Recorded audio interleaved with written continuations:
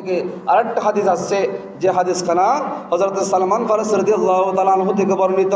তিনি বলেন ক্বালা রাসূলুল্লাহ সাল্লাল্লাহু আলাইহি ওয়াসাল্লাম খতবানা রাসূলুল্লাহ সাল্লাল্লাহু আলাইহি ওয়াসাল্লাম ফি আখিরি ইয়াউমি শাবান ফাকালা ইয়া আইয়ুহান নাস ক্বাদ আযাল্লাকুম শাহরুন আযীমুন শাহরুন মুবারাকুন।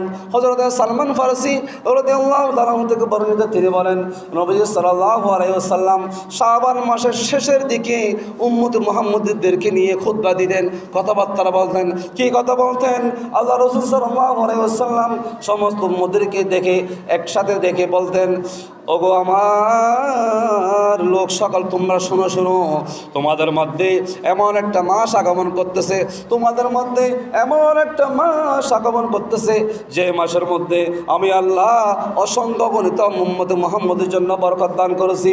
যে মাসে এমন একটা রাত আসে শাহরুন ফিহি লাইলাতুন খায়রুম মিন আলফি শাহর, যে রাতে এক রাতে যদি ইবাদত বন্দি করা হয় সে এক রাতের সওয়াব হাজার মাসের চাইতেও বেশি সওয়াব তার আমলনামার মধ্যে লিপিবদ্ধ করা হবে।